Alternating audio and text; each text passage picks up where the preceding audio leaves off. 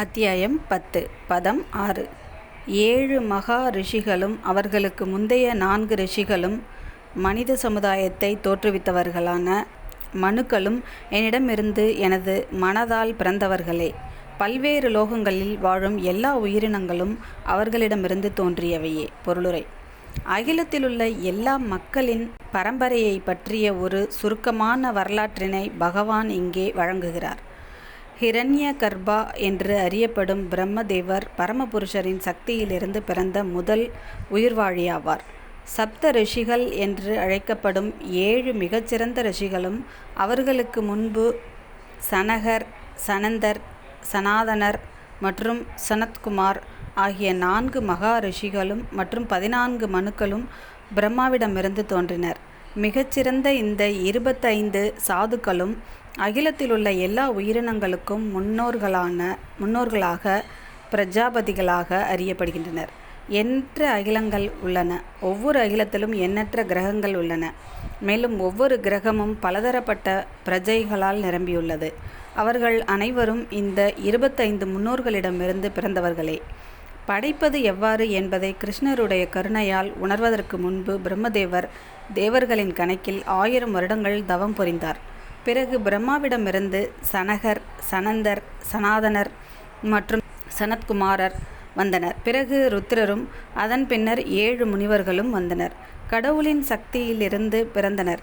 பிரம்மதேவர் பிதாமகர், தாத்தா என்று அறியப்படுகின்றார். கிருஷ்ணரோ பரபிதாமகர், தாத்தாவின் தந்தை என்று அறியப்படுகின்றார்.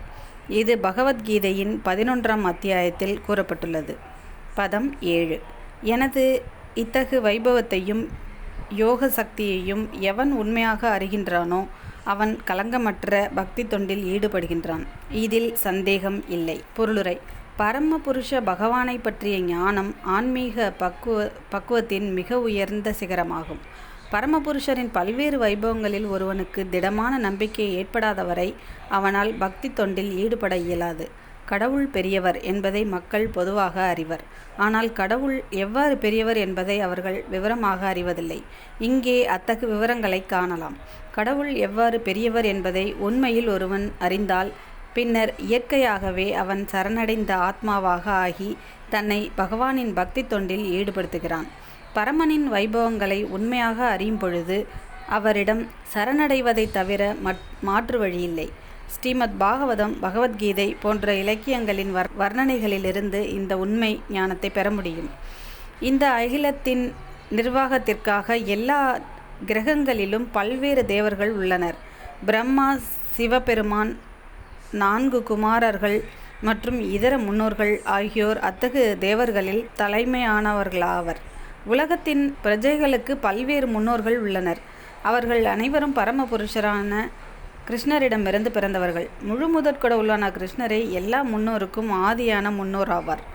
இவை பரமபுருஷரின் வைபவங்களில் ஒரு சிறு பகுதியே. ஒருவன் இவற்றில் திடமான நம்பிக்கை கொள்ளும்போது அவன் எவ்வித சந்தேகமும் இன்றி சிறந்த நம்பிக்கையுடன் கிருஷ்ணரை ஏற்று பக்தி தொண்டில் ஈடுபடுகிறான். பகவானுக்கு அன்புடன் பக்தி தொண்டு செய்வதில் ஒருவனது விருப்பத்தை அதிகரிப்பதற்கு இத்தகு குறிப்பிட்ட அறிவு அவசியம்.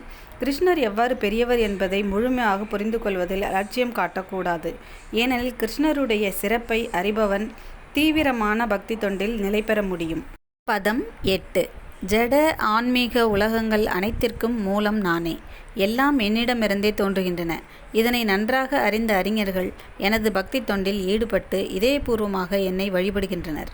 பொருளுரை: வேதங்களை பக்குவமாக கற்றறிந்த ஓர் அறிஞரும் சைத்தன்ய மகாபிரபுவை போன்ற அதிகாரிகளிடமிருந்து விஷயங்களை அறிந்தவரும் அந்த உபதேசங்களை எவ்வாறு நடைமுறைப்படுத்துவது என்பதை புரிந்து கொண்டவரும் ஆன ஒருவர் ஜட ஆன்மீக உலகங்கள் எல்லாவற்றின் மூலம் கிருஷ்ணரே என்பதை புரிந்து கொள்ள முடியும்.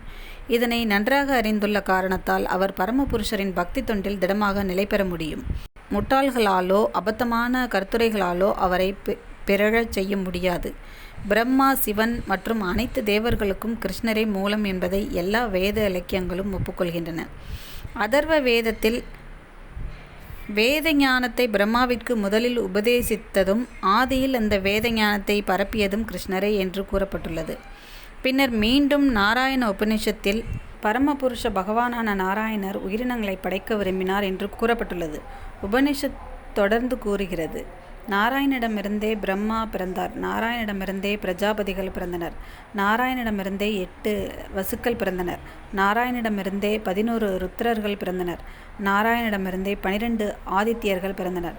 நாராயணர் கிருஷ்ணரின் வெறிவங்கமாவார். அதே வேதத்தில் நாராயண உபனிஷத்தில் தேவகியின் மைந்தனான கிருஷ்ணரே முழுமுதற் கடவுள் என்றும் கூறப்பட்டுள்ளது. மேலும் படைப்பின் ஆரம்பத்தில் பரமபுருஷரான நாராயணர் மட்டுமே இருந்தார். பிரம்மாவோ சிவனோ நீரோ அக்னியோ ஆகாயத்தில் சந்திரனோ நட்சத்திரங்களோ சூரியனோ இருக்கவில்லை. பரமபுருஷரின் நெற்றியிலிருந்து சிவபெருமான் பிறந்தார் என்றும் மகா உபனிஷத்தில் கூறப்பட்டுள்ளது. எனவே பிரம்மாவையும் சிவனையும் படைத்த பரமபுருஷரே வழிபாட்டிற்குரியவர் என்று வேதங்கள் கூறுகின்றன. மகாபாரதத்தின் மோட்ச தர்ம பகுதியில் கிருஷ்ணரே கூறுகிறார், பிரஜாபதிகள் சிவன் உட்பட அனைவரும் என்னால் படைக்கப்பட்டவர்களே. எனது மாயசக்தியினால் கவரப்பட்டிருப்பதால் அவர்களை படைத்தவன் நானே என்பதை அவர்கள் அறியாமல் இருக்கிறார்கள். வராக புராணத்திலும் சொல்லப்பட்டுள்ளது.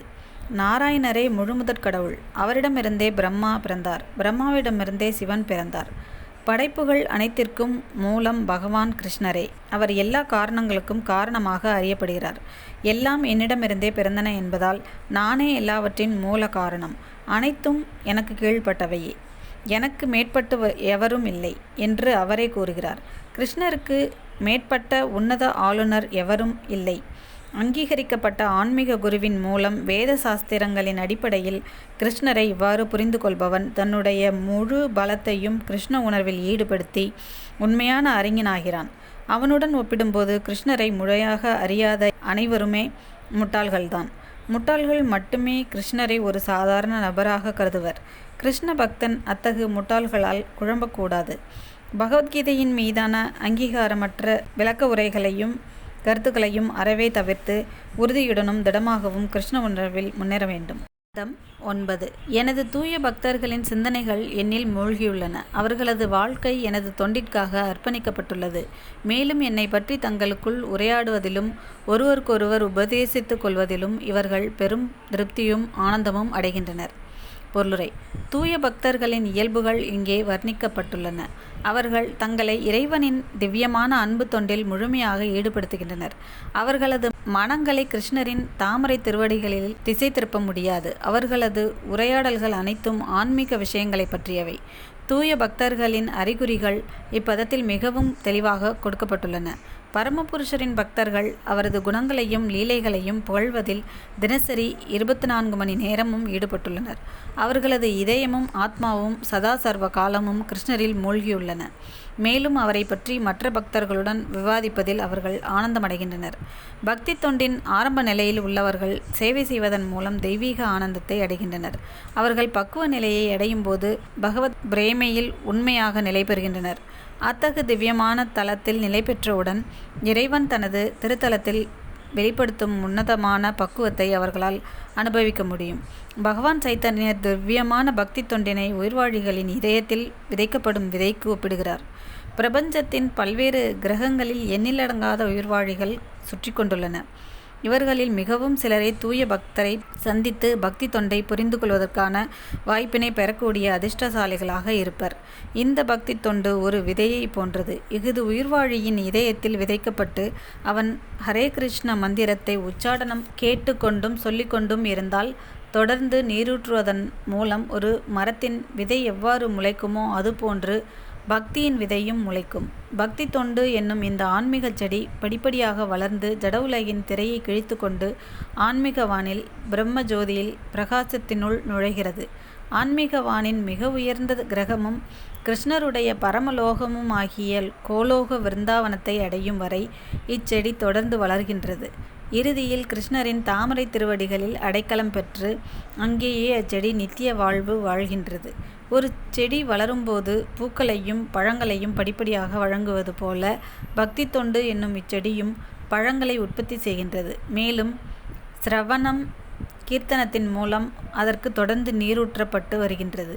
பக்தி தொண்டு என்னும் இச்செடி சைத்தன்ய சரிதாமிருதத்தில் முழுமையாக விளக்கப்பட்டுள்ளது. அங்கே விளக்கப்பட்டுள்ளபடி பரமபுருஷரின் தாமரை திருவடிகளில் முழு தாவரமும் தஞ்சமடையும் போது பக்தன் இறையன்பில் முழுமையாக ஆழ்ந்து விடுகிறான்.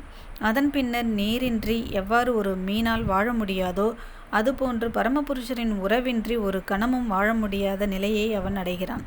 அத்தகு நிலையில் பரமபுருஷருடனான உறவினால் அவன் திவ்யமான குணங்களை உண்மையில் அடைகிறான். ஸ்ரீமத் பாகவதமும் முழுமுதற் கடவுளும் அவரது பக்தர்களும் இடையேயான இத்தகு உறவினை பற்றிய வர்ணனைகளால் நிறைந்துள்ளது. எனவே ஸ்ரீமத் பாகவதம் பக்தர்களுக்கு மிகவும் பிரியமானது.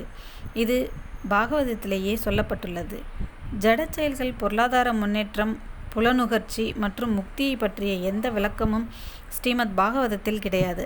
முழுமுதற் கடவுள் மற்றும் அவரது பக்தர்களுடைய திவ்யமான இயல்புகளை முழுமையாக வர்ணிக்கும் ஒரே காவியம் ஸ்ரீமத் பாகவதம் மட்டுமே. எனவே கிருஷ்ண உணர்வில் முன்னேற்றம் பெற்ற ஆத்மாக்கள் இளைஞன் பெண்ணுடைய சங்கத்தில் ஆனந்தமடைவதைப் போல திவ்யமான இலக்கியங்களை கேட்பதில் இடையறாது ஆனந்தம் அடைகின்றனர்.